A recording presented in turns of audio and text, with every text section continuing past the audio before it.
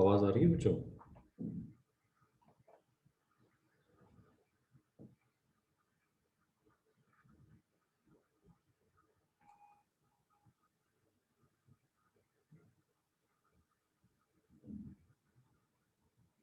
सुन पा रहे हैं बच्चों? आवाज आ रही है भाई?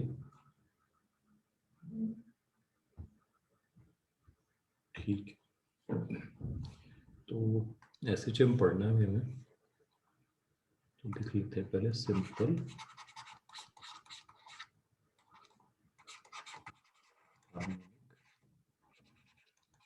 मोशन।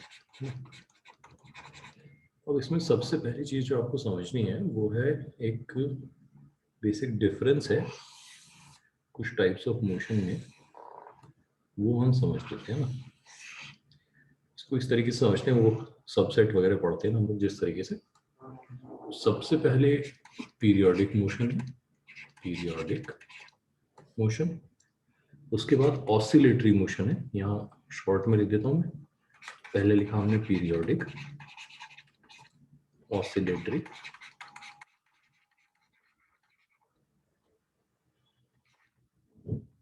और लास्ट में अंदर सबसे लिख देते हैं SHM। ठीक है ना। तो सबसे पहले पीरियोडिक मोशन क्या होता है उसको डिफाइन कर लेते हैं ना। बहुत ही सिंपल है, कोई भी ऐसा motion, a motion that repeats itself after a certain interval of time, है ना। लिख लो, a motion that repeats itself after a certain interval of time. कोई भी ऐसा मोशन जो अपने आप को एक टाइम के बाद क्या कर ले, रिपीट कर ले। तो particle going around a circle, ये एक पीरियोडिक मोशन हो जाएगा, है ना। मोशन इन अ सर्कल, इसको हम पीरियोडिक मोशन कह सकते हैं। घूम रहा है कोई पार्टिकल ऐसे। सेकेंड टाइप ऑफ मोशन हमने लिखा है ऑसिलेटरी। तो ऑसिलेटरी मोशन क्या है इसको समझना। तो ऑसिलेटरी मोशन को हम लोग डिफाइन करेंगे टर्म टू एंड फ्रो से, ना। टू एंड फ्रो लिखेंगे। A periodic motion of to and fro nature, a periodic motion of to and fro nature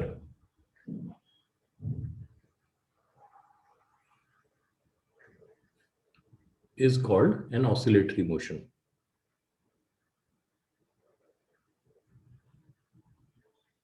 अब इसमें एग्जांपल में क्या लिखेंगे, मोशन ऑफ अ स्विंग लिख लेते हैं। मोशन ऑफ अ स्विंग, तो एक झूला जो होता है वो इस तरीके से यहां से यहां जाता है ऐसे। तो ये जो मोशन हुआ, ये कैसा मोशन हो गया, ऑसिलेटरी मोशन हो गया।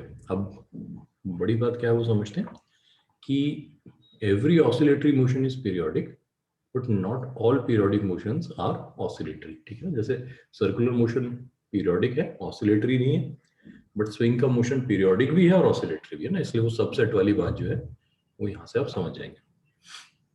तो उसके बाद हमारे पास आता है सिंपल हार्मोनिक मोशन। तो ये जो सिंपल हार्मोनिक मोशन है ये एक स्पेशल केस हो जाएगा एक पीरियोडिक एंड ऑसिलेटरी मोशन का। और उस स्पेशल केस को होने के लिए क्या क्या कंडीशंस रिक्वायर्ड है वो हमें इस चैप्टर में सीखनी है। ठीक है ना। तो ऑसिलेटरी मोशंस में भी एक स्मॉल सबसेट ऑफ मोशंस होगा जो कहला सकते हैं, क्या कहलाएंगे, सिंपल हार्मोनिक। और ऐसा कहलवाने के लिए क्या क्वालिफिकेशन होनी चाहिए, है ना, क्या क्या कंडीशन सेटिस्फाई वो करना चाहिए, वो हमें यहाँ पे सीखनी है। तो सिंपल हार्मोनिक मोशंस के लिए कंडीशंस लिख लेते हैं। देखो, conditions necessary, conditions necessary for a simple harmonic motion.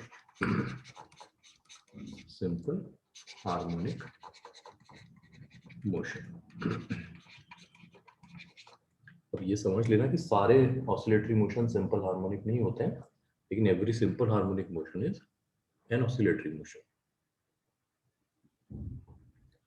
तो क्या कंडीशंस रिक्वायर्ड है, सबसे पहला लिख लेते हैं, प्रेजेंस ऑफ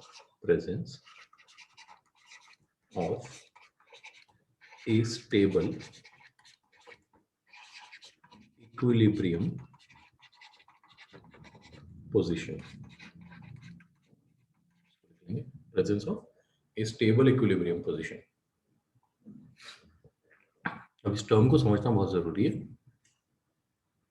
कि कोई भी पार्टिकल अगर एसएचएम कर रहा है तो उस मोशन के दौरान एक जगह ऐसी होनी चाहिए, एक पोजीशन ऐसी होनी चाहिए जहां पे वो इक्विलिब्रियम में भी हो और स्टेबल भी हो। अच्छा, इक्विलिब्रियम में होना हम कई बार पढ़ चुके हैं। इक्विलिब्रियम में होने का मतलब होता है नेट फोर्स का जीरो होना, that is understood. Stable equilibrium क्या होता है? तो स्टेबल इक्विलिब्रियम को हम दो तरह से समझ सकते हैं। एक मैथमेटिकल डेफिनेशन है जो ये कहती है कि वहां पे जो पोटेंशियल एनर्जी है वो लीस्ट होनी चाहिए, मिनिमम होनी चाहिए। दूसरा तरीका है जिसको हम एग्जाम्पल से समझ सकते हैं कि अगर हम किसी पार्टिकल को इक्विलिब्रियम पोजीशन से डिस्टर्ब करें, मान लो ये उसकी इक्विलिब्रियम पोजीशन है, अगर मैं इसको इधर ले जाता हूं तो इसकी टेंडेंसी होनी चाहिए वापस आने की इधर। अगर मैं इधर ले जाता हूं तो इसकी टेंडेंसी होनी चाहिए वापस आने की इधर। तो इस बात को समझें कि अगर कोई पार्टिकल ये काम नहीं करता है, यानी इक्विलिब्रियम डिस्टर्ब होने पर वापस इक्विलिब्रियम को अचीव करने की कोशिश ना करे, तो फिर उसे हम स्टेबल इक्विलिब्रियम नहीं कहते। और being in the position of stable equilibrium is must for an SHM. SHM होने के लिए मस्ट है कि इक्विलिब्रियम कैसा होना चाहिए? स्टेबल होना चाहिए। एग्जाम्पल लेकर देख लेते हैं। एक स्प्रिंग ब्लॉक सिस्टम का एग्जांपल लेते हैं। ये ऑब्वियसली सबसे इंपॉर्टेंट एग्जांपल होता है वैसे भी एसएचएम में। तो अगर हमने एक ब्लॉक को एक स्प्रिंग के साथ बांधा हुआ है और एक हॉरिजॉन्टल प्लेन में रखा हुआ है जिसमें कोई फ्रिक्शन नहीं है, ये बात ध्यान रखना हमेशा। तो इस वक्त स्प्रिंग में अगर कोई एक्सटेंशन ना हो तो ब्लॉक इक्विलिब्रियम में होगा, कोई कंप्रेशन ना हो, कोई एक्सटेंशन ना हो, कोई डिफॉर्मेशन ना हो। अब अगर मैं इसको इधर ले जाता हूं तो स्प्रिंग खींचेगी, एक्सटेंड हो जाएगी, तो ये वापस इधर आने की कोशिश करेगा। अगर मैं इसको इधर ले जाता हूं तो स्प्रिंग कंप्रेस हो जाएगी, ये वापस इधर आने की कोशिश करेगा due to the force applied by the spring. तो हम कह सकते हैं कि ये जो पोजीशन है, ये वाली पोजीशन, ये इसकी इक्विलिब्रियम पोजीशन है और वो स्टेबल इक्विलिब्रियम है। तो पहली कंडीशन तो ये क्वालिफाई कर रहा है कि ये एसएचएम कर सकता है। हमने नहीं कहा ये करेगा, हमने कहा पहली कंडीशन ये क्वालिफाई कर रहा है। तो presence of stable equilibrium position. Second condition देखते हैं। Presence of A restoring force. Restoring force होनी चाहिए। अब ये रीस्टोरिंग फोर्स क्या होती है इसको थोड़ा समझ लेते हैं। नोट कर लो पॉइंट पहले।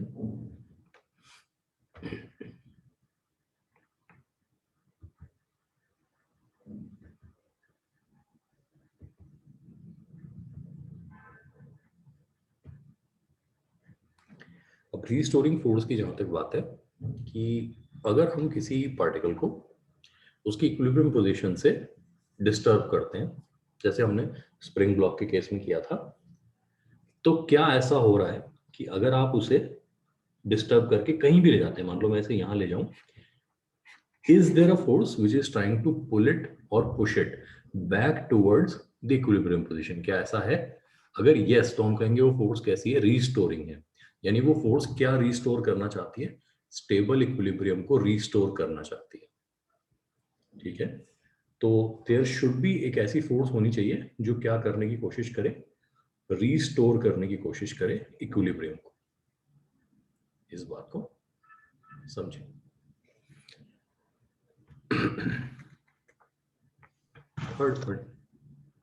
थर्ड पॉइंट लिख लेते हैं, ये भी रीस्टोरिंग फोर्स से रिलेटेड है। The restoring force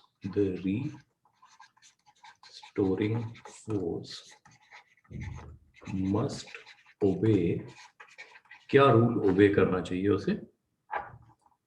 F proportional to x। यहाँ 1 लिखा हुआ इमेजिन करना, वैसे कुछ नहीं लिखा है मतलब 1 लिखा हुआ नहीं होता है। तो F प्रोपोर्शनल टू x। अब ये x क्या है ये समझ लेते हैं ना पहले। तो F तो हो गई हमारी रीस्टोरिंग फोर्स, ये तो हो गई restoring force,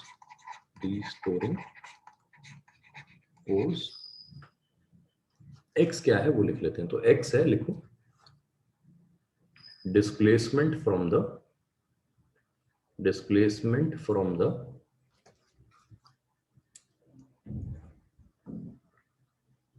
stable equilibrium position.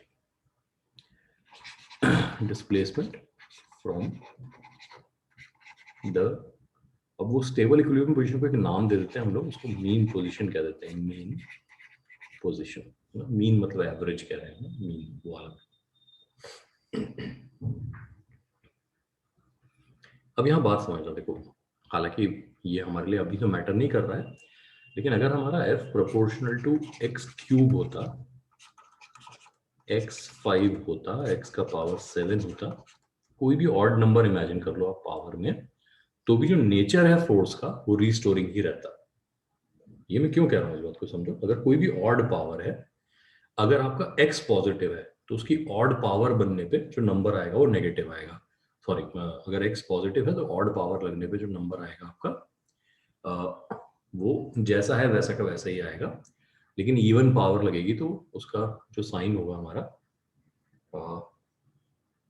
क्या कह रहा हूँ, हाँ, अगर x आपका नेगेटिव नंबर है और आपने ऑड पावर लगाई तो जो साइन है वो चेंज हो जाता है ना। लेकिन इवन पावर में उसका साइन पॉजिटिव ही रहता है। तो रीस्टोरिंग फोर्स को हम रीस्टोरिंग तभी तक कह सकते हैं जब वो x की किसी ऑड पावर के प्रोपोर्शनल, ये समझना। तो अगर जो रीस्टोरिंग फोर्स है वो x की किसी भी ऑड पावर के प्रोपोर्शनल है, तो भी नेचर जो है वो हार्मोनिक रहेगा। अब हार्मोनिक क्या होता है उस बहस में भी हम लोग बहुत ना जाएं तो ठीक है, बट आप ये समझ लो कि nature to and fro type ही रहेगा, ये समझ लेना। लेकिन वो क्या नहीं कहलाएगा, वो सिंपल हार्मोनिक नहीं कहलाएगा। तो जो mathematical condition of being simple harmonic motion है वो सिर्फ और सिर्फ तभी आती है जब f is proportional to the odd power, और वो भी कौन सी पावर, 1 है ना, the singular power of displacement. ठीक है ना। तो इसको शॉर्ट में ये समझ लेना कि अगर कोई भी ऑड नंबर होता तो मोशन तब भी हार्मोनिक होता, लेकिन क्योंकि ये स्मॉलेस्ट ऑड नंबर है हमारे पास 1, तो इसलिए मोशन सिंपल हार्मोनिक है। ठीक है ना। हायर हार्मोनिक्स कैसे होते हैं वो अभी जानने की जरूरत हमें नहीं है। ठीक है ना। तो f प्रोपोर्शनल टू x हमने कह दिया। जब इसी f प्रोपोर्शनल टू x को हम इक्वेशन में कन्वर्ट करते हैं तो इक्वेशन ऑफ SHM जो होती है वो कुछ ऐसी दिखती है, f equal to minus of kx। ये माइनस क्यों सिग्निफिकेंट है इस बात को समझना। k तो हमारा हो गया, इसको हम कह देते हैं प्रोपोर्शनैलिटी कांस्टेंट। प्रोपोर्शनैलिटी पूरा लिख लेना, कांस्टेंट। स्प्रिंग के केस में तो एक्चुअली ये स्प्रिंग कांस्टेंट होता है ना, तो ऐसा नहीं कि हम सिर्फ स्प्रिंग की ही बात कर रहे हैं। This could be any proportionality constant जो कि न्यूटन पर मीटर में लिखा जा सकता है। बट एनीवे, माइनस साइन क्यों है? अगर किसी पार्टिकल को इस तरह की फोर्स लग रही है तो इसका मतलब ये हुआ, x अगर पॉजिटिव होगा तो फोर्स नेगेटिव आएगी, x अगर नेगेटिव होगा तो फोर्स पॉजिटिव बन जाएगी। इसका मतलब अगर मैं इक्विलिब्रियम पोजीशन से राइट ले जाऊंगा, यानी कि x पॉजिटिव है, इसको मैं मीन पोजीशन कह देता हूं, अगर मैं राइट ले जाऊं पार्टिकल को तो फोर्स ऐसे लगेगी, लेफ्ट ले जाऊं यानी कि x नेगेटिव है तो फोर्स ऐसे लगेगी। तो ये f इक्वल टू माइनस के एक्स अपने आप में क्या काम कर रहा है हमारे लिए, कि इट इज इंश्योरिंग कि force is always directed towards the mean position. बस इस बात को समझ लेंगे। तो कोई भी पार्टिकल दुनिया में जो SHM कर रहा है उसकी इक्वेशन को फाइनली किस फॉर्म में लाया जा सकता है, f इक्वल टू माइनस के एक्स की फॉर्म में लाया जा सकता है, और वो हम बहुत बार करके प्रूव भी करेंगे। तो ये बात आपको यहाँ पे समझ लेनी है। लिख लो एक बार इसको, फिर इसमें फर्दर मैथ्स लगाते हैं, है ना। थोड़ी सी है, बहुत ज्यादा नहीं है, उससे हमारे रिजल्ट जो है वो आएंगे। तो लिख लो अभी कुछ और एग्जांपल अगर आप चाहते हो जिसमें पार्टिकल SHM कर रहा है स्प्रिंग के अलावा, तो वो एग्जांपल्स भी हम लोग ले लेते हैं ताकि f इक्वल टू माइनस की एक्स लिखना आपको आ जाए, है ना। हम वही फोर्सेस की बात करेंगे जो आप ऑलरेडी जानते हो। जैसे एक क्यूबॉइडल बॉक्स ले लेते हैं जो कि फ्लोट कर रहा है, ध्यान रखना ये फ्लोट कर रहा है एक्चुअली एक फ्लूइड में। ठीक है ना। अब इस फ्लोट करते हुए बॉक्स को मैं थोड़ा सा नीचे, यानी कि इसको मैं एक्स कह देता हूं, एक्स अमाउंट नीचे प्रेस करता हूं अपने हाथ से और हाथ हटा लेता हूं, क्या होगा इमेजिन कर सकते हो? कोई भी अगर बता सकते हैं तो? यस सर, ऊपर आ जाएगा। ये ऊपर वापस आएगा, ये बात ठीक है ना? अगर यही काम मैं करता, मैं इसको थोड़ा सा ऊपर उठा के छोड़ देता तो ये वापस नीचे आता, फिर ऊपर नीचे ऊपर नीचे ऊपर नीचे मूव करना शुरू हो जाता। यानी टू एंड फ्रो मोशन तो कर रहा है ना, it is going up and down, ये बात ठीक है ना? लेकिन वो मोशन एसएचएम है कि नहीं, वो हम जानना चाहते हैं। तो देखो अभी ये जब हमने इसको नहीं छेड़ा था तभी इक्विलिब्रियम में था, ये बात सबको क्लियर है, फ्लोटिंग था तो इक्विलिब्रियम में था। जब हमने इसको छेड़ा, यानी कि हमने इसको नीचे प्रेस किया और नीचे की तरफ पुश किया, तो कौन सी फोर्स हमने बढ़ा दी, बता सकते हो? देखो वेट तो इसका उतना ही है, mg तो जितना है उतना ही है, हमने हाथ लगा के छोड़ दिया तो हमारे हाथ लगाया हुआ फोर्स भी नहीं काउंट हो रहा है। नीचे जाने पे कौन सी फोर्स मैग्नीट्यूड में बढ़ गई? बॉयंसी। बॉयंसी बढ़ गई, ये बात ठीक है ना? तो हर बार जब भी आपके सामने कोई क्वेश्चन आए जिसमें पार्टिकल एसएचएम कर रहा है, तो हमेशा अपने आप से पूछो, है ना, इससे आपकी इमेजिनेशन भी बेटर होगी, कि जैसे ही आप इक्विलिब्रियम से पार्टिकल को डिस्टर्ब करते हो, उठा के कहीं और ले जाते हो, कौन सी फोर्स है जो बढ़ जाती है? वो जो बढ़ी हुई फोर्स है, कभी कभी हम कम हुई हुई फोर्स को भी कहते हैं, है ना? मैं अभी उससे कंफ्यूज नहीं करना चाह रहा हूं आपको, बट आप सोचो अभी के लिए हम कह रहे हैं कौन सी फोर्स बढ़ गई जिसके बढ़ने से इसको नेट फोर्स इक्विलिब्रियम की तरफ लगना शुरू हो गया। तो जैसे ही हमने इसको नीचे दबाया, बॉयंसी बढ़ी, और बॉयंसी अपवर्ड लगती है तो इसको ऊपर की तरफ यानी कि इक्विलिब्रियम की तरफ फोर्स लगना शुरू हो गया। तो यहाँ रिस्टोरिंग फोर्स कौन दे रहा है? Excess buoyancy. देखो मैंने बॉयंसी नहीं कहा, मैंने कहा एक्सेस बॉयंसी, यानी जितनी पहले लग रही थी वो तो अभी भी एमजी को बैलेंस कर रही है, जो एक्स्ट्रा लगी है, अब एक्स्ट्रा कितनी लगी है वो कौन बताएगा मुझे? फ्लूइड तो हम बहुत पढ़ चुके हैं। एक्स्ट्रा बॉयंसी कितनी क्रिएट हुई मेरे इसको दबाने से, नीचे की तरफ दबाने से कितनी एक्स्ट्रा बॉयंसी क्रिएट हुई, कौन लिखवाएगा? कोई भी। एक्स्ट्रा बॉयंसी को मैंने एफ नाम दे दिया, है ना, और मैं यहाँ पे इसकी वैल्यू लिखना चाहता हूँ, कोई भी लिखवा दो मुझे। एक्स्ट्रा बॉयंसी कितनी है? बॉयंसी का क्या फॉर्मूला होता था? सब वॉल्यूम सबमर्ज इनटू रो। सबमर्ज वॉल्यूम, ठीक है ना? सबमर्ज वॉल्यूम इसका हो गया a इंटू एक्स, एक्स्ट्रा इतना सबमर्ज हुआ है दबाने पे, a तो एरिया ऑफ क्रॉस सेक्शन हो गया, x हमने एक्स्ट्रा नीचे दबाया तो इतना वॉल्यूम एक्स्ट्रा नीचे गया, इंटू डेंसिटी ऑफ वाटर कह देता हूं मैं, वो जिस फ्लूइड में दबाया है वो है ना, इंटू g, ये हो गया। माइनस साइन लगा देते क्योंकि x डाउनवर्ड है और फोर्स अपवर्ड लगा, इसलिए माइनस लगा दिया। तो देखो ये वही रूल बन गया, इसमें k का काम कौन कर रहा है? a रो डब्ल्यू जी, यहाँ पर किसका काम कर रहा है? k का काम कर रहा है। ये बात समझ जाएंगे? ठीक है, तो ये एसएचएम करेगा, ये बात प्रूव हो गई, है ना? देखने से भी ये लगेगा कि हाँ एसएचएम कर रहा है, और मैथमेटिकली भी प्रूव कर सकते हैं कि हाँ ये एसएचएम करेगा। क्लियर है बात? चलो मान लेते हैं।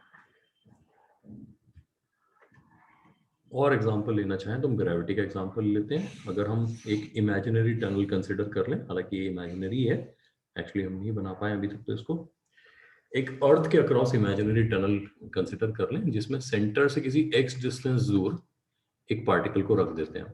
तो इसको जो फोर्स लग रही होगी भाई, इसको ग्रेविटेशनल फोर्स लग रही होगी, देखो सेंटर पे तो जीरो है, यहाँ पर फोर्स जीरो है, यहाँ से एक्स दूरी पे जो ग्रेविटी लग रही होगी वो कितनी है? वो है F equal to M G dash.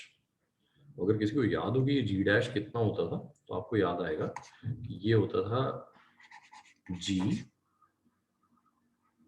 X bye are. याद आ रहा है? मैं माइनस साइन यहाँ क्यों लगा रहा हूँ, बस वो देख लेना।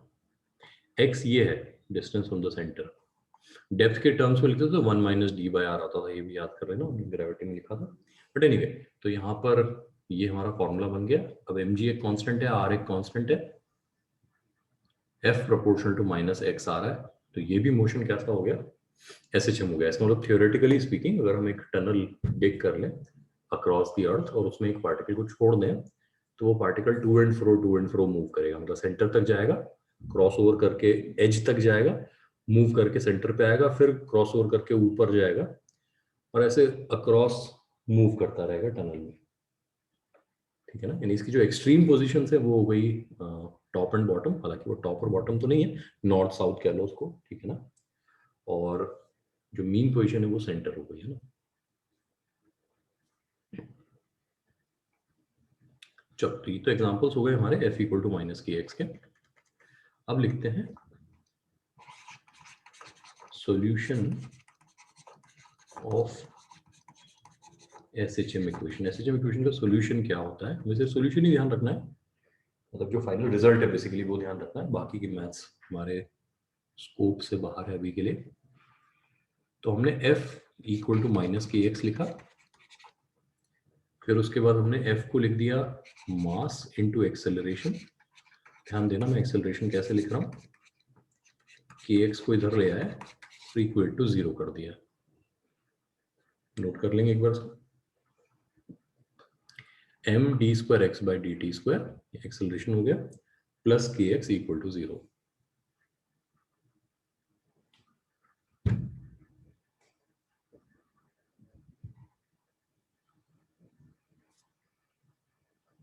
अब ये जो इक्वेशन लिखी है ना, इसके नीचे एक लाइन लिखेंगे, the above equation is a second order differential equation. Second order differential equation. अब क्या होती है सेकंड ऑर्डर डिफरेंशियल? अगर आपने सेकंड ऑर्डर डिफरेंशियल पढ़े हैं तो आप जानते होंगे, मेरे ख्याल से अभी तो नहीं पढ़े होंगे, तो जब पढ़ोगे तब जानने होंगे। तो is a second order differential equation whose solution is given by, हमें सिर्फ सॉल्यूशन से मतलब है ना, कैसे आया अभी के लिए बॉदर नहीं करेंगे उससे ना। whose solution is given by x equal to a sin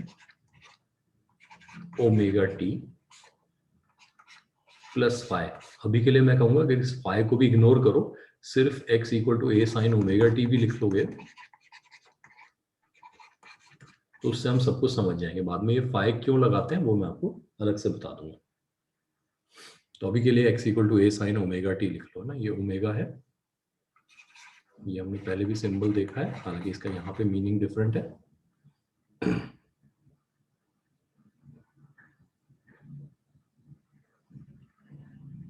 तो ये जो f इक्वल टू माइनस के एक्स की इक्वेशन, इसको जब सॉल्व करते हैं तो उससे x की एक वैल्यू आती है हमारे पास टाइम की टर्म्स में, टाइम डिपेंडेंट फंक्शन आता है which is x equal to a sin omega t।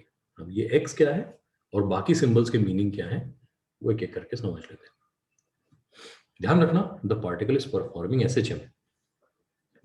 अब जो SHM वो कर रहा है उसमें वो मीन पोजीशन के आजू बाजू घूम रहा है, इधर जा रहा है इधर जा रहा है ना।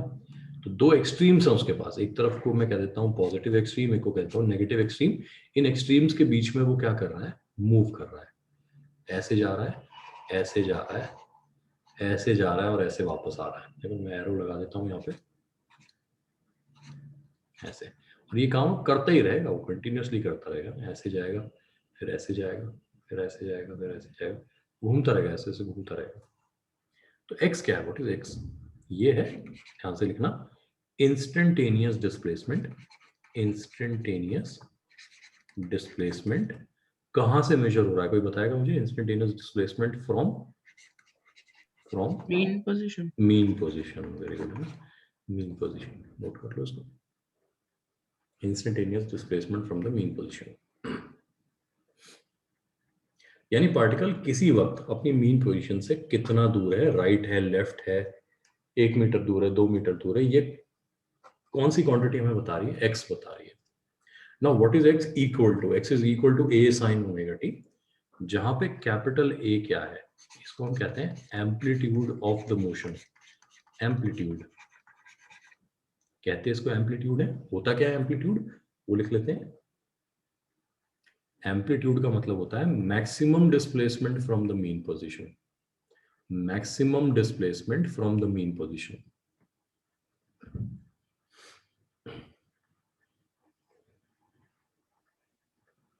अच्छा, स्प्रिंग ब्लॉक का एग्जांपल लेकर मुझे बताओ कि अगर एक हॉरिजॉन्टल सरफेस पे रखा हुआ स्प्रिंग ब्लॉक सिस्टम है जहां कोई फ्रिक्शन नहीं है, तो मीन पोजीशन तो x इक्वल टू 0 हमने कह दी। एम्पलीट्यूड कितना होगा ये कैसे डिसाइड होगा? हु विल डिसाइड एम्पलीट्यूड कितना होगा?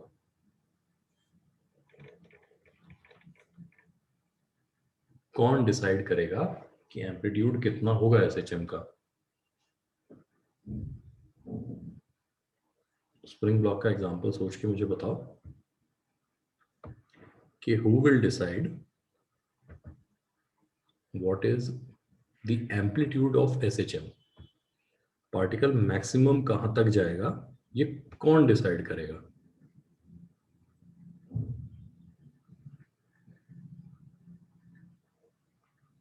बोलो भाई।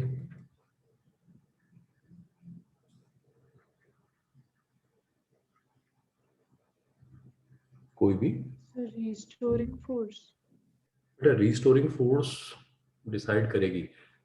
अच्छा चलो एक काम करते हैं, एक पार्टिकल मतलब वो जो स्प्रिंग ब्लॉक सिस्टम वाला ब्लॉक है वो मीन पोजीशन पर रखा हुआ है, ठीक है ना? उसको रिस्टोरिंग फोर्स लगे के लिए उसको डिस्प्लेस किया किसने?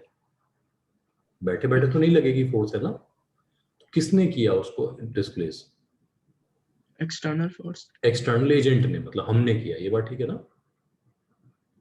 अब वही एक्सटर्नल एजेंट चाहे तो उसे 1 सेंटीमीटर दूर तक ले जाके ब्लॉक को छोड़ सकता था, 2 सेंटीमीटर दूर ले जाके छोड़ सकता था, as long as restoring force जिस रूल से लग रही है वो वायलेट नहीं होना चाहिए। देखो रियल लाइफ में स्प्रिंग्स की अपनी एक लिमिट होती है ना जहां तक उन्हें खींचा जा सकता है before they stop obeying Hooke's law. होता है ऐसा कि नहीं होता? यस होता है ना? तो कहने का मतलब ये है as long as we are in that limit हम खुद डिसाइड कर सकते हैं कि एम्पलीट्यूड कितना रखा जाएगा। पक्की बात है? तो एम्पलीट्यूड यूजर डिफाइंड है, ऐसा कहते हैं, यूजर डिफाइंड। तो समझ जाओगे बात। झूले का एग्जांपल ले लो, हालांकि झूले का एग्जांपल बहुत अच्छा एग्जांपल नहीं है एसएचएम का, क्यों नहीं है वो मैं थोड़ी देर में भी आपको समझा दूंगा, ठीक है ना? लेकिन झूले पे आप कितनी दूर तक जाके वापस आओगे ये कौन डिसाइड करता है?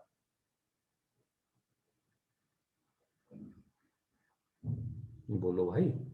सर हमको हाँ, या तो अगर आप अकेला झूला झूल रहे हो, है ना, जिंदगी उतनी सैड चल रही है, तो फिर यह है कि आपको अपने ही पैरों से धक्का देना पड़ता है ना? और एक होता है जिसमें अपने को पीछे से कोई झुलाने वाला होता है ना? तो फिर वो डिसाइड करता है कहाँ तक ले जाके छोड़ेगा हमें। मेरी बात समझ रहे हो? Yes sir. ठीक है ना? तो यूजर डिफाइंड क्वांटिटी हो गई, एम्पलीट्यूड की नहीं हो गई। जब हमने एक गड्ढा खोदा था अर्थ के अक्रॉस, अभी एग्जांपल लिया था ना हमने, तो उसमें एम्पलीट्यूड कितना है ये हम डिसाइड कर रहे हैं ना। हमने कहा हम पार्टिकल को सेंटर से r/2 ऊपर ले जाकर छोड़ेंगे, नहीं किसी ने कहा नहीं मैं तो 3r/4 ले जाके छोड़ूंगा। तो वो जो एम्पलीट्यूड है वो यूजर डिफाइंड है एज लॉन्ग एज वो जो लिमिट है वो एसएचएम का रूल वायलेट नहीं करनी चाहिए, F = -kx फॉलो होता रहना चाहिए। तो एम्पलीट्यूड बात क्लियर हो गई सबको, आई होप, है ना? ये जो साइन ओमेगा टी लिखा हुआ है यहाँ पे, इसमें ये जो ब्रैकेट है पूरा का पूरा, ये पूरा ब्रैकेट जो है ना, ये पूरा, इसको कहते हैं फेज। लिख लो एक बार, इसको फेज कहते हैं। किसी भी हार्मोनिक फंक्शन में, इनफैक्ट अब नाम आ ही गया है तो मैं आपको बताता हूँ कि ये जो साइन कॉस इस तरह के फंक्शंस होते हैं ना, इनको हम हार्मोनिक फंक्शंस कहते हैं। हार्मोनिक का मतलब ये हुआ ये अपने आप को रिपीट करते हैं। आप कभी साइन का ग्राफ देखो, ऐसा होता है, कॉस का ग्राफ देखो वो भी ऐसा होता है। तो ये सारे फंक्शंस जो हैं, ये साइन कॉस वाले फंक्शन जो हैं, ये रिपीटेटिव फंक्शन है, एक पर्टिकुलर इंटरवल के बाद अपने आप को रिपीट करते हैं, इसलिए हम इनको हार्मोनिक फंक्शंस कहते हैं। और इनके अंदर ये जो एंगल वाली क्वांटिटी है भाई, ये जो फेज हुआ इसका यूनिट तो रेडियन में होगा ना, तो रेडियन में मेजर होगा ना, तो इस क्वांटिटी को हम लोग, ये पूरी की पूरी क्वांटिटी जो इसको कहते हैं फेज। अब फेज वर्ड बहुत इंपॉर्टेंट है। जब हम कहते हैं कोई चीज एक सर्टेन फेज से गुजर रही है, जैसे होता ना, अभी इंडिया ने मान लो ऑस्ट्रेलिया को हरा दिया, तो सारी दुनिया क्या कर रही है? Indian batting is going through a very, Indian cricket overall, not just batting, bowling भी की बेचारों ने, तो Indian cricket is going through a good phase, अच्छे फेज से गुजर रहे हैं, ठीक है ना। अभी क्या होगा, ये कहीं और जाए, मान लो इंग्लैंड के साथ खेलें और वहां हार जाएं, तो फिर लोग इन्हें उल्टा सीधा कहना शुरू कर देंगे, कहेंगे बताओ क्या हालत हो गई, और इतने 100 करोड़ के देश में लोग ऐसा क्रिकेट खेलते हैं, कैसे चलेगा ये वो, तब कहेंगे बुरे फेज से गुजर रहे हैं। होता है जी। तो फेज क्या हुआ, ये फेज वर्ड को कैसे समझाएं, किसी कोई कहे मुझे फेज समझाओ लेकिन मैथ्स का यूज मत करो, तो व्हाट इज फेज?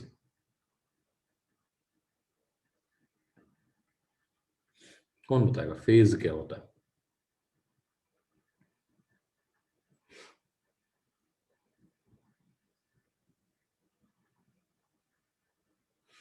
बोलो भाई। एक दौर सर। एक दौर, बिल्कुल है ना, बिल्कुल शायराना अंदाज में आपने कहा। एक दौर जो है उसको हम कह सकते हैं परिस्थिति, है ना, या सिचुएशन यस सर।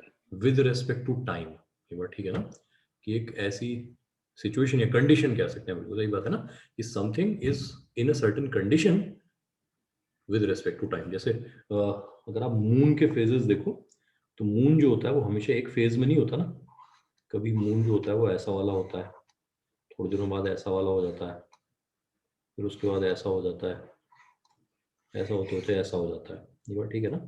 उसके बाद वापस से क्या होता है, ये फेज इसके रिड्यूस होना शुरू हो जाते हैं, फिर वापस से ये वाली कंडीशन आ जाती है, फिर ये वाली कंडीशन आ जाती है, इस तरह से। तो मून के फेजेस है ना, तो एक पर्टिकुलर फेज से दूसरे फेज में मून जा रहा है with respect to time obviously, तो उसको हम फेज कहते हैं। तो ये जो हमारा साइन ओमेगा टी है, इसमें ओमेगा टी डिसाइड करेगा कि साइन की वैल्यू क्या होनी है। वह साइन की वैल्यू जो होती है दो एक्सट्रीम्स के बीच में होती है, -1 से लेके +1 के बीच में।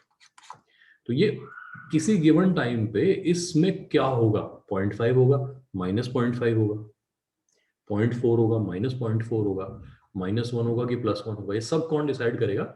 ओमेगा टी की वैल्यू डिसाइड करेगी। तो कलेक्टिवली इस ओमेगा टी को हम लोग क्या कहते हैं? फेज कहते हैं। ध्यान रखना, कभी कभी यहाँ पे +5 भी लगा होता है, क्यों लगा होता है वो आगे चल के डिस्कस करेंगे। तो that collectively becomes the phase. अब इस फेज के अंदर चलते हैं। इस फेज में है ऑब्वियसली एक तो टी है जो कि वेरिएबल है, अलग अलग टाइम पे इसकी वैल्यू बदलती जाएगी। ओमेगा क्या है, तो इसको हम एक तो फेजर वेलोसिटी कहते हैं, फेजर वेलोसिटी, इस नाम को हम बाद में डिस्कस करेंगे। अभी के लिए इसको एंगुलर फ्रीक्वेंसी कहते हैं, जो ज्यादा अप्रोप्रिएट है, एंगुलर फ्रीक्वेंसी, एंगुलर फ्रीक्वेंसी। और ये रेडियन पर सेकंड में मेजर की जाती है ना, एंगुलर फ्रीक्वेंसी ओमेगा, लिख लो इसको, angular frequency. Omega can be written as either 2 pi by capital T और 2 पाई एन। यहाँ पे जो टी है इसको तो हम कहते हैं टाइम पीरियड ऑफ ऑसिलेशन, लिख लो, टाइम पीरियड ऑफ oscillation.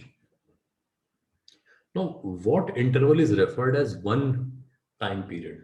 इस बात को बहुत इंपॉर्टेंट समझना। देखो, ये हमारी मीन पोजीशन है, लेट्स से मीन पोजीशन, और एक पार्टिकल किसी वक्त किसी गिवन टाइम पे मीन पोजीशन से a/2 पर है और राइट की तरफ जा रहा है। इस फेज को देख लो। अभी कोई आपसे पूछे पार्टिकल किस फेज में है, तो हम कहेंगे उस फेज में है जिसमें वो मीन पोजीशन से पॉजिटिव a/2 दूर है और वेलोसिटी का डायरेक्शन पॉजिटिव x की तरफ है।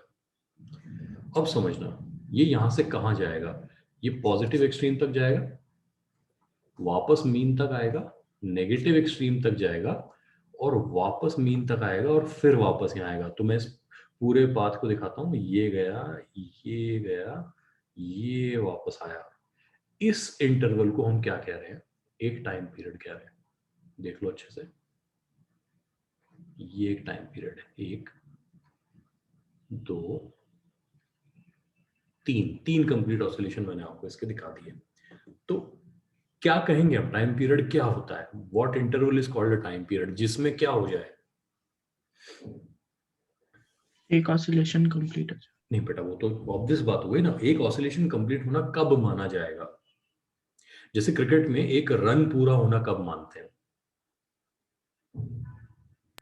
सर जब दोनों बैट्समैन हाँ, जब जब जो हम कहेंगे रेस्पेक्टिव साइड के बैट्समैन हैं वो दूसरी साइड पे पहुंच जाए सक्सेसफुली, है ना? ये बात समझ रहे हो कि नहीं? Yes sir. है ना? तो या अच्छा, अब इमेजिन करो, लेट्स से हम ये कहते हैं कि हम एक ऐसा गेम बना देते हैं जिसमें एक ही बैट्समैन खेलेगा और रन तब माना जाएगा जब वो शॉट मार के सामने जाके वापस अपनी क्रीज में आ जाए, उसको एक रन कहेंगे। तो वही काम यहां पे हो रहा है कि नहीं, इस बात को सोचो कि हमारा पार्टिकल इनिशियली एक सर्टेन फेज में है, ये समझ सकते हो? एक सर्टेन फेज में होना, इसकी परिस्थिति क्या है इस वक्त, कहाँ है ये, +a/2 पे, कहाँ जा रहा है, राइट की तरफ। ये परिस्थिति समझ गए सब लोग? यस अच्छा, अगर ये यहां तक जाके यहां आ जाए, क्या ये फेज रिपीट होना हुआ? ऐसे जाके ऐसे नहीं, नहीं, क्योंकि उस वक्त इसकी वेलोसिटी का डायरेक्शन किधर की तरफ होगा? लेफ्ट। लेफ्ट की तरफ, तो इसको तो फेज रिपीट होना नहीं कहेंगे। तो अब ये वहां तक जाएगा और फिर वापस आएगा, तब हम कहेंगे इसने उसी फेज को अचीव कर लिया जिससे ये शुरू हुआ था। बात सही है ना? Yes Yes, sir. तो जब एक पार्टिकल t=0 पे एक सर्टेन फेज में था और एक सर्टेन टाइम के बाद उसी फेज को वापस अचीव कर लेता है, तो हम कहेंगे उसने कितना टाइम बिताया है? एक टाइम पीरियड ऑफ ऑसिलेशन के बराबर टाइम बिता दिया है। ये बात समझ गए? यस ये ठीक है ना? तो ऐसा नहीं, कई बार क्या होता है कि, है ना, तो लोग गलत पढ़ा देते हैं या लोग गलत समझ लेते हैं। लोगों को लगता है कि मीन पोजीशन पे से वापस मीन पोजीशन पे आना, है ना, या एक्सट्रीम पे रह के वापस एक्सट्रीम पे आना, इसको एक टाइम पीरियड कहते हैं। नहीं, मेरा कहना है आप t=0 कहीं भी ले लो, आपने मोशन को जब ऑब्जर्व करना शुरू किया उस वक्त पार्टिकल कहीं भी था, उस फेज को कैप्चर कर लो, उसका एक फोटो खींच लो आप, वो उसी फोटो पोजीशन में वापस आ जाना चाहिए, सब कुछ वैसा का वैसा हो जाना चाहिए। यानी वही पोजीशन है, वही वेलोसिटी का डायरेक्शन है, वही एक्सेलरेशन का डायरेक्शन है, सब कुछ वैसा ही हो जाए जैसा पहले था। तो उसको हम क्या कहेंगे? हम उसको कहेंगे एक ऑसिलेशन का कंप्लीट हो जाना, है ना, या n नंबर ऑफ ऑसिलेशन का कंप्लीट हो जाना। ये काम वो एक ऑसिलेशन के बाद भी करेगा, 2 के बाद, 3 के बाद, किसी भी n integer number of oscillation के बाद ये काम करेगा। आई होप टाइम पीरियड समझ गए। n क्या है? n को कहते हैं फ्रीक्वेंसी। फ्रीक्वेंसी को डिफाइन कर लेते हैं, है ना, और फ्रीक्वेंसी और टाइम पीरियड का रिश्ता क्या क्या लाता है वो भी लिख देते हैं। और डिफाइन कर लो फ्रीक्वेंसी को, नंबर ऑफ ऑसिलेशंस पर सेकेंड। फ्रीक्वेंसी को कैसे डिफाइन करते हैं? नंबर ऑफ ऑसिलेशंस पर सेकेंड।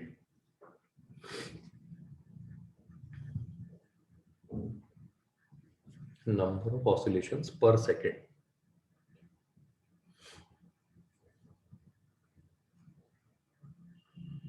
ठीक, तो अगर एक पार्टिकल का टाइम पीरियड ऑफ ऑसिलेशन मान लो, है ना, 0.01 सेकेंड है, तो इसकी फ्रीक्वेंसी कितनी होगी?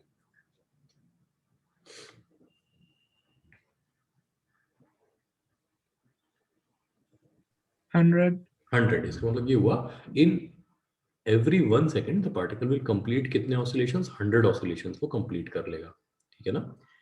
अब किसी की फ्रीक्वेंसी ज्यादा कम हो सकती है, ठीक है ना। अगर इसका टाइम पीरियड 1 होता तो फ्रीक्वेंसी भी 1 होती, टाइम पीरियड 5 सेकेंड होता तो फ्रीक्वेंसी जो होती कितनी होती? अगर टाइम पीरियड 5 सेकेंड होता तो फ्रीक्वेंसी कितनी होती?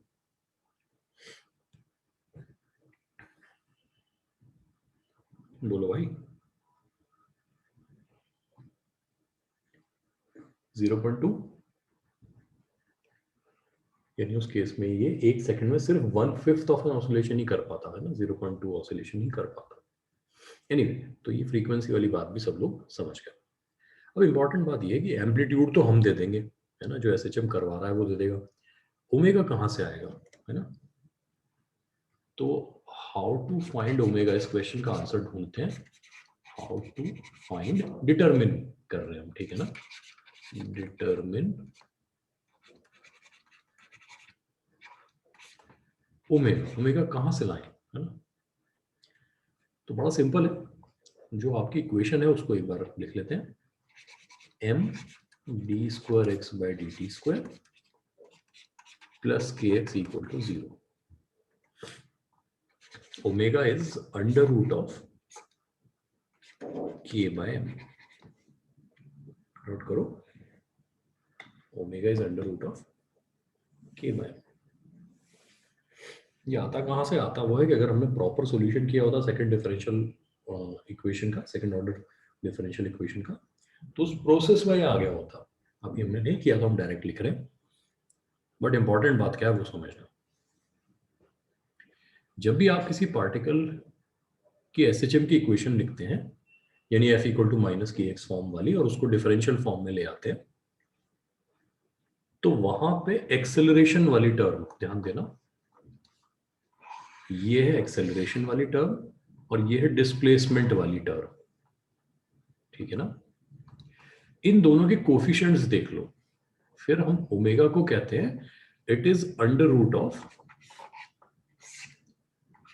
Coefficient of displacement upon coefficient of acceleration. बस ये ध्यान रखना है आपको. Coefficient of displacement upon coefficient of acceleration.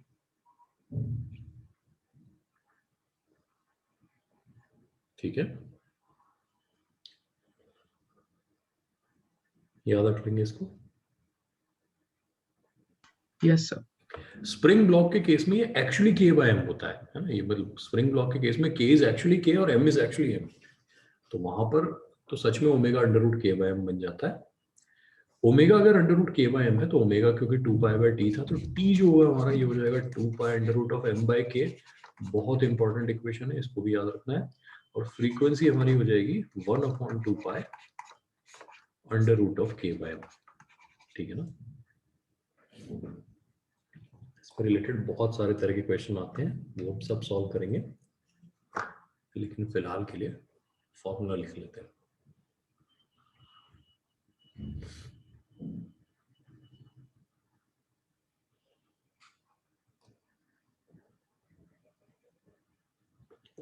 Note कर लिया सबने?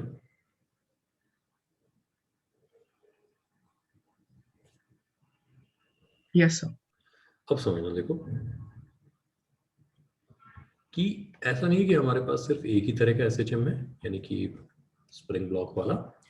हमारे पास अभी हमने वो बॉयंसी वाला एसएचएम भी लिखा था, और उसमें हमारे पास रीस्टोरिंग फोर्स की इक्वेशन आई थी माइनस ऑफ, कोई याद करवाएगा क्या लिखा था हमने?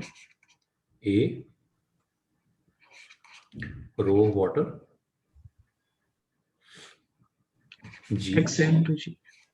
इंटू एक्स, ये आया था, है ना? अच्छा, यहाँ पे एफ को वही लिख देते हैं हम, एम, है ना, into D square X by D T square plus A rho water G X equal to 0. अब देखो इसके अकॉर्डिंग अगर हम ओमेगा लिखे तो ओमेगा ये होना चाहिए under root of A rho water G upon M होना चाहिए कि नहीं? बोलो ना, बोलो. Yes, sir. होना चाहिए. अभी बात बताओ मुझे कि अगर मैं m को ऐसे लिख दूं, ये तो जैसा है वैसा लिखा मैंने, m को मैं लिख रहा हूं A H into rho of object, तो गलत तो नहीं होगा? h क्या है? Height of object. Height of the object. ये बात ठीक है ना? अच्छा, अज्यूम ये करके चलेंगे कि ऑब्जेक्ट सॉलिड है, क्योंकि तभी हम ये फॉर्मूला लिख सकते हैं. एच रो नॉट वाला अंदर से खाली होगा तो नहीं लिख पाएंगे हम, है ना? बट चलो हमने वो असम्पशन भी ले लिया, है ना, और हमने ये लिख दिया. ए से ए कैंसिल होता दिख रहा है. अच्छा, रो नॉट बाय रो डब्ल्यू क्या होता है, किसी को याद हो? 1 by specific. हाँ, ये होता है रो स्पेसिफिक होता है. नीचे आएगा ना, ये तो रो स्पेसिफिक, रो Yes. डब्ल्यू, ये तो 1 बाय रो स्पेसिफिक हो गया. रो नॉट बाय रो लिखे तो यहाँ पे रो स्पेसिफिक आ जाएगा और नीचे एच आ जाएगा. ठीक है ना? तो अगर एक सॉलिड ऑब्जेक्ट फ्लोट कर रहा हो और उसको एसएचएम करवा दें, तो उसकी ओमेगा जो होती है वो क्या हो जाती है? कोई पूछे टाइम पीरियड कितना ऑसिलेशन का, तो आप 2 pi under root of rho specific H by G ये आंसर दे दोगे, ये सॉल्व हो जाएगा, है ना? इस पे कई बार आईआईटी में भी क्वेश्चन आए हैं, आगे चलकर उनको डिस्कस कर लेंगे हम लोग. बट ये बात समझ में आ रही है सबको? ओमेगा बताना. Sir, assumption क्या था? सॉलिड ऑब्जेक्ट है, Okay, sir. ठीक है ना?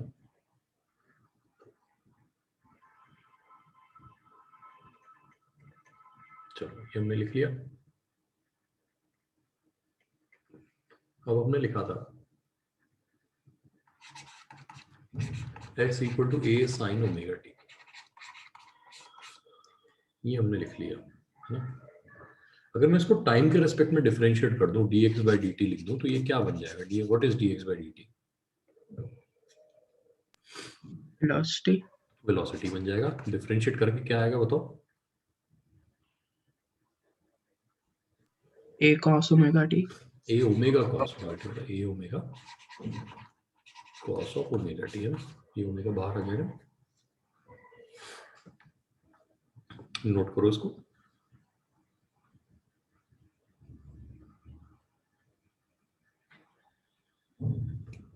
ये बन गया a omega cos of omega T. अच्छा, इसको a omega cos of omega T को मैं इस तरह लिख रहा हूं, v max sine of omega T plus pi by two. Cos omega T को इस तरह से लिख सकते हैं। आई होप इतनी ट्रिग्नोमेट्री सीख गए होंगे सब लोग।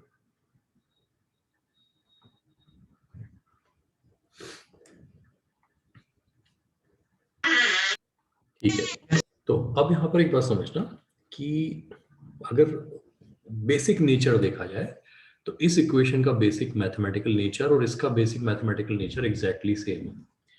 यहां भी x हार्मोनिकली ऑसिलेट कर रहा है किन दो वैल्यूज के बीच में, प्लस a और माइनस a के बीच में। मेरी बात अप्रिशिएट कर सकते हो, जो बहुत ही कॉम्प्लेक्स सा स्टेटमेंट बोला मैंने। x हार्मोनिकली ऑसिलेट कर रहा है, यानी साइन कॉस की तरह से आ जा रहा है किन दो वैल्यूज के बीच में, प्लस a और माइनस a के बीच में। ये बात सही है कि नहीं?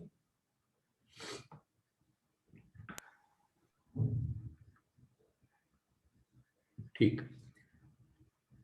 v वाली इक्वेशन में भी देखो आप, v जो है ये तो साइन है, तो ये भी प्लस माइनस 1 होगा। तो v किसके बीच में हार्मोनिकली ऑसिलेट कर रहा है? v मैक्स की पॉजिटिव और नेगेटिव वैल्यू के बीच में। यानी जब एक पार्टिकल एसएचएम करता है तो न सिर्फ उसका डिस्प्लेसमेंट प्लस a से माइनस a के बीच में होता है, उसकी स्पीड जो होती है, मैं जानबूझ के वेलोसिटी कहने से बच रहा हूं, उसकी स्पीड जो होती है वो प्लस v मैक्स से लेके माइनस v मैक्स के बीच में ऑसिलेट करती है। ये बात समझ गए?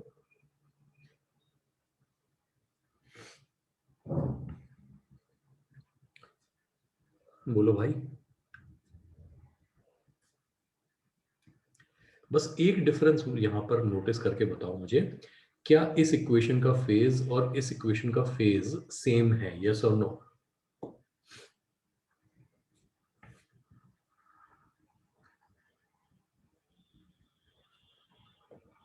क्या दोनों इक्वेशंस का फेज सेम है?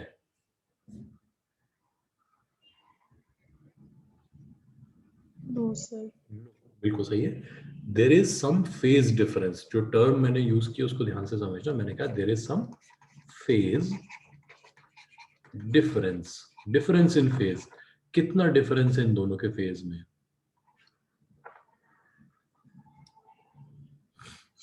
Pi by 2। पाई बाय 2 का फेज है, ये बात ठीक है ना? पाई बाय 2 का फेज डिफरेंस है दोनों का, ठीक है। अच्छा, किसका फेज किसके फेज से ज्यादा है ना? यानी कि एक्स्ट्रा है, किसमें फेज एक्स्ट्रा है?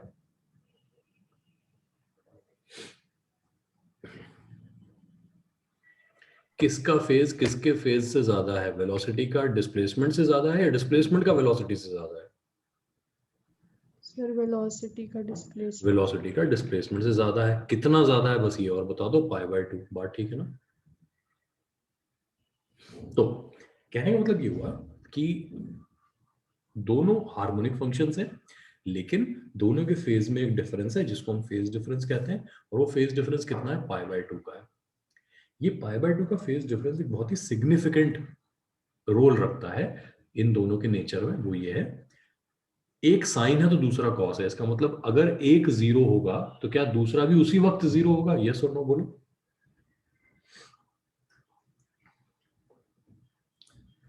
No sir. No. In fact sine और कॉस में एक बहुत बड़ा डिफरेंस होता है कि जब कोई एक जीरो होता है, इस बात से कोई फर्क नहीं पड़ता हम किसकी बात करें, साइन की या कॉस की, तो दूसरा वाला अपनी मैक्सिमम वैल्यू पे होता है। जब साइन जीरो होता है तब कॉस क्या होता है? 1 होता है।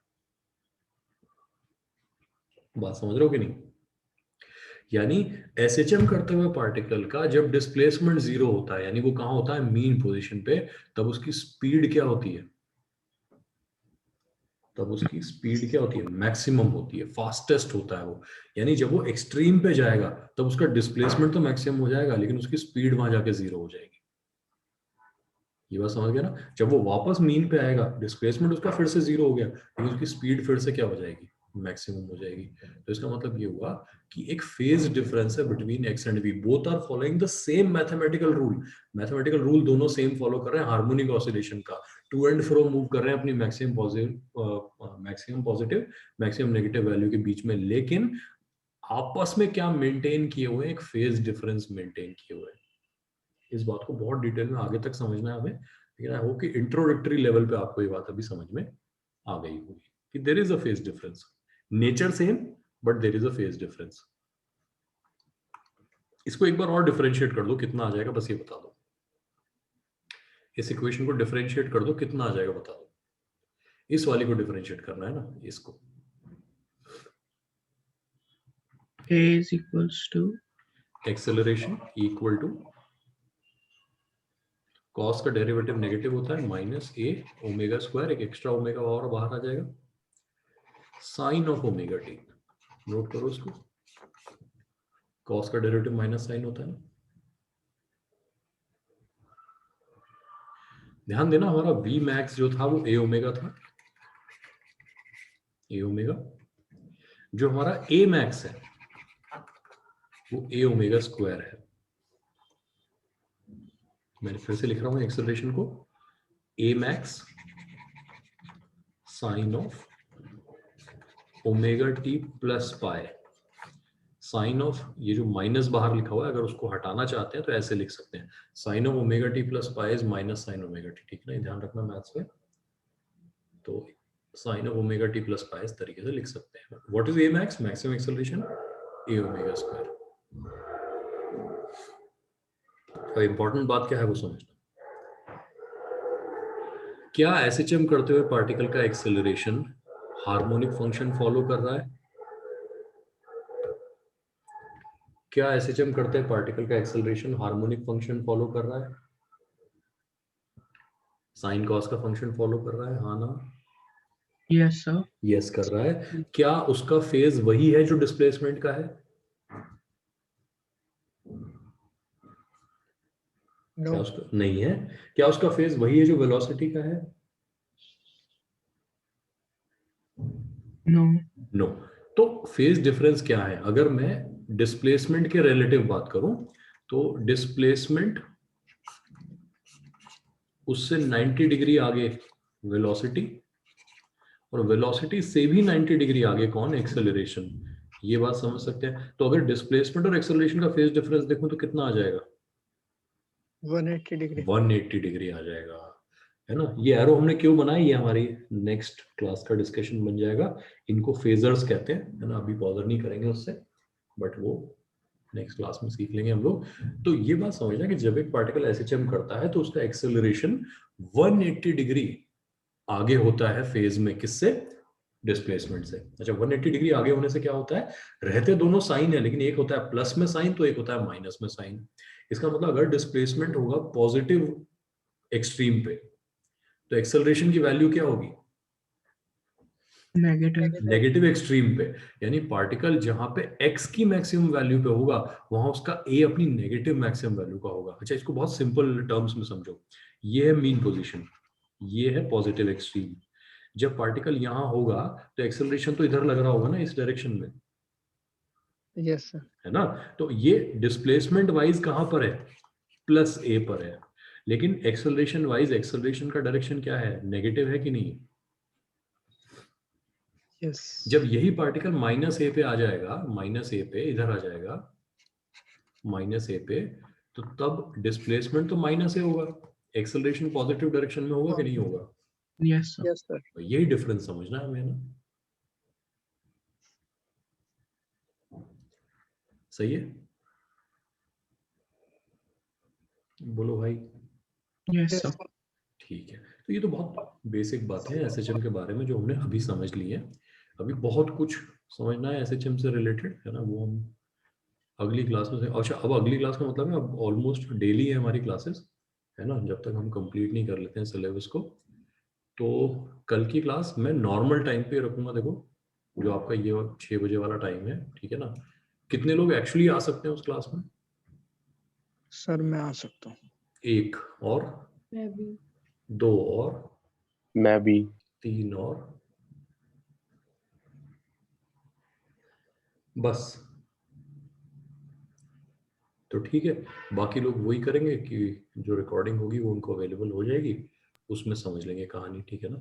सर 9 बजे नहीं रख सकता? या रख सकते हैं, फिर 9 बजे बहुत लोग कहते हैं कि नींद आती है, मैं सर नहीं, 9 बजे नहीं सर। देख लो। सर रख सकते हैं 9 बजे, मेरे को तो कोई दिक्कत नहीं है। और बताओ 9 बजे वाले फिर वोट दो, 2 वोट आ गए 9 बजे के। सर 9 बजे ना सब कुछ जो पूरे दिन में पढ़ा है उसे रिवाइज करने का मौका वो मिलता है, ठीक है, वो वो भी तो नहीं आपने तो मिलेगा वोट तो। दे दिया ना, उसके अगेंस्ट दे दिया। मैं तो कह रहा हूँ फॉर वाले और आ जाओ ना, और कोई जो 9 बजे आना चाहता हो। 2 वोट है, अब क्या करें ना। तो ठीक है, रेगुलर टाइम पे रख लेंगे, है ना। और कुछ चेंज करना ओके होगा सर। तो अगली क्लास से चेंज कर लेंगे, जो है ना उस वाले उसमें आएगी तो उसमें चेंज कर लेंगे, ठीक है ना। तो कल रेगुलर टाइम पे क्लास रखते हैं और इसको कंटिन्यू रखते हैं जब तक अभी आपका सिलेबस कंप्लीट नहीं हो जाता। कोशिश करेंगे कि कभी है ना संडे वनडे में लंबी क्लास लगा के, है ना, ज्यादा एक साथ कवर कर लें। हालांकि एसएचएम को बहुत लंबा एक साथ पढ़ना जो है वो दिमाग के लिए भारी हो जाता है, बट ठीक है, वो जैसी जरूरत पड़ेगी उसके हिसाब से देख लेंगे। तो कल इसी टाइम वापस आ जाओ, एसएचएम को मुश्किल मुश्किल 4 क्लास मान लो आप, सर है ना। हाँ बोलो। सर ग्रेविटेशन की वो रिवीजन वीडियो मिल जाएगी क्या? मैंने भेजी नहीं थी। नहीं सर, मतलब होगी तो, लेकिन आप सारी एक बार साथ में भेज दो तो लिंक। यार ठीक है, मैं देखता हूँ। मुझे एक बार ये बताना, ग्रेविटेशन अब ये भी नहीं याद होगा वो कौन कौन से दिन पढ़ा था हमने। नहीं, मैंने नोट्स में डेट लिखी तो है, मैं बस वो बता दूंगा डेट्स सर। मुझे बता देना, मैं भेज दूंगा आपको ना। Okay sir. सर हाँ भाई। सर वो आपके तो YouTube चैनल पे ही है ना, तो सर आप वो सारी वीडियोस एग्जाम मतलब वो अभी फैब के रिवीजन के लिए सारी वीडियोस पब्लिक कर दो ना, तो हम और बिना क्या, लिंक के भी देख सकते हैं जो भी हमको देखनी होगी। अच्छा ठीक है यार, कर देता हूँ मैं ना, ठीक है। तो आपने तो अभी अनलिस्टेड की हुई है, बस उसको हाँ आपको। अनलिस्टेड है, मुझे लगा आप लोगों के पास लिंक तो होते ही है तो उसमें से देख ही लेते हो आप, वो तो नहीं सर, वो मैसेज में। इतने सारे लिंक हो गए ना, वो कंफ्यूज हो जाता हूँ मैं कौन सा चैप्टर वाला था। ओके यार, लेकिन उसमें भी पता है क्या, उसमें सिर्फ डेट ही तो लिखी हुई है, उसमें डिस्क्रिप्शन में ये तो लिखा ही नहीं हुआ है कि वो कौन हाँ से सर। चैप्टर का है या वो है। वो देखना तो हाँ तब सर, भी वो तो डेट से ही इसमें पड़ेगा। वो टॉपिक में वो मैं तो हर वो उसमें डेट डाल लेता हूँ ठीक ना, है तो ना, ना मैं कर देता हूँ, जो मैं भी कर रिवाइज देता करना हो वो पता हूँ, चल डन, जाएगा। ठीक है मैं कर देता हूँ ना, ठीक सर है। हाँ भाई। सर ए ओमेगा स्क्वायर को ए मैक्स क्यों लिखा? नहीं हमने उसको ए मैक्स मान लिया ना, हमने कहा ना कि देखो जो हमारा ये साइन वाला पार्ट है ये कभी ना कभी +1 होगा कि नहीं होगा, ये चीज जो है। Yes sir. इसका मतलब हमारा एक्सेलरेशन जो होगा वो ए ओमेगा स्क्वायर से ऊपर तो नहीं जा सकता ना, यस सर। और लीस्ट कंडीशन में माइनस ए ओमेगा स्क्वायर से कम भी नहीं जा सकता।